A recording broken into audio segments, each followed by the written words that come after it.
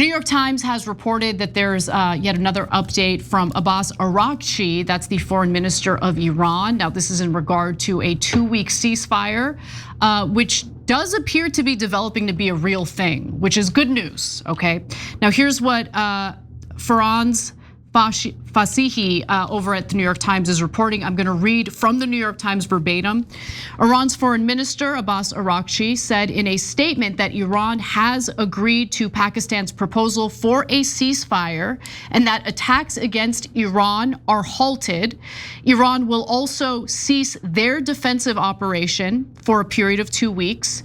Safe passage through the Strait of Hormuz will be possible via coordinating with Iran's armed forces. So, okay, so here are the nuances. First of all, this is a terrific development. Yes. Okay. Yes. So, number one, Trump said unilaterally that we're doing a ceasefire and Iran has agreed to it. When he said that, Iran had not agreed to it. It was a Pakistani proposal, not an Iranian or American proposal. So, but the fact that Trump said our side will take it is good news, okay? And he even said we're considering Iran's 10-point plan, good news. Iran then comes back and goes, all right, we have not agreed to any of that in the beginning. This was all while we're live, all developing as we speak. Then they said, okay, if you say that you're gonna cease bombing for 2 weeks and you have agreed to our 10-point plan, we declare victory. So that was the earlier New York Times report where Iran said Trump has agreed to the 10-point plan and will be sending us reparations and we'll be removing all of American bases from the Gulf states. We haven't agreed to any of that. Trump hasn't agreed to that, but the Iranians are claiming that we agreed to that. And now this Araghchi update is the last one saying, okay, we will open up the Strait of Hormuz for 2 weeks. That's the most important development because now it's become two-sided rather than just Trump backing out, right? So guys, look, I hope that it develops into a deal where we leave. My guess is that Israel will not be happy about that deal and they'll push aggressively to make sure that it doesn't happen. But Trump, he does flip-flop massively, right? So it's no longer impossible. And for the moment being, the 8 p.m. deadline is off the table, the total annihilation off the table for now. What's going to happen in those 2 weeks? I guarantee you both sides start reloading. Remember, America needs more time for the ground troops to arrive. So that's part of the reason why we want to delay. And Iran is buying from weapons from Russia and China as fast as they possibly can. Because at the end of the day, America's not going to remove their bases and give in to everything Iran wants. We're not going to send them reparations.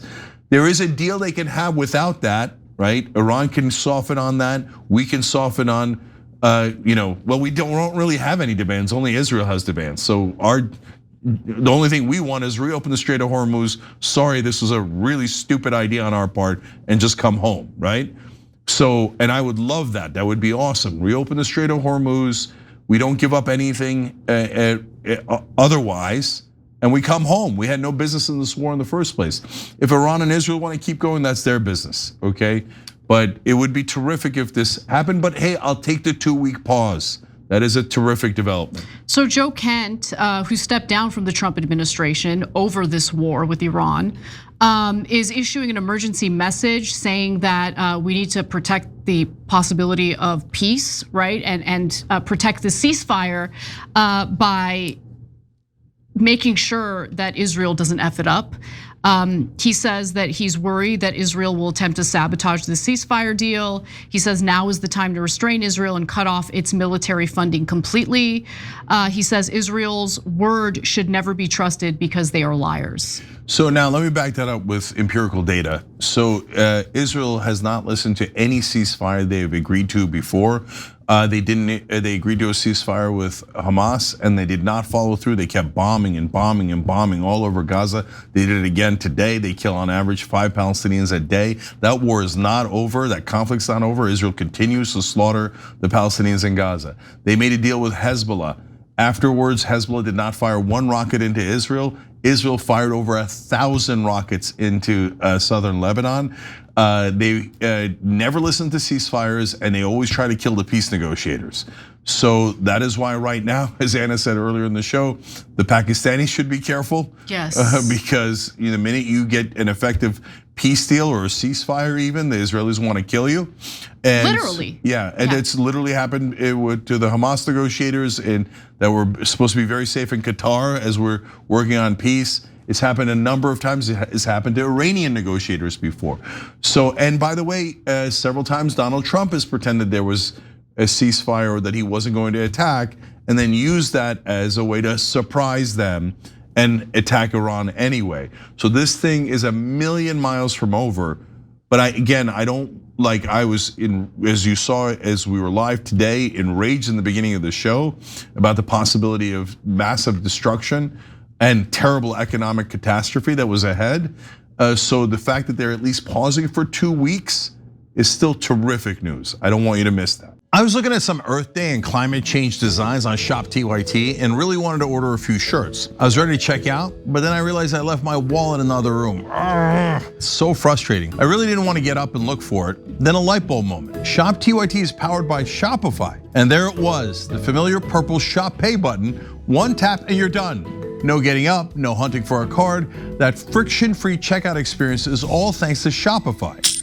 Shopify is the commerce platform that powers 10% of all e-commerce in the US. Thanks to their hundreds of stunning pro-level templates, they can help your brand stand out from the pack and highlight what makes it different. They did for us. They make it even easier by bringing everything under one roof, managing your inventory, tracking payments, and analyzing your data. Plus, you've got built-in marketing tools and email campaigns ready to help you grow your audience. Oh, and that magic purple Shop Pay button that I mentioned. It's a game changer. It's the reason Shopify runs the highest converting checkout on the planet. See fewer carts go abandoned and more sales go with Shopify and their Shop Pay button. Sign up for your $1 per month trial today at shopify.com/TYT. Go to shopify.com/TYT. That's shopify.com/TYT. Every time you ring the bell below, an angel gets his wings. Totally not true, but it does keep you updated on our live shows.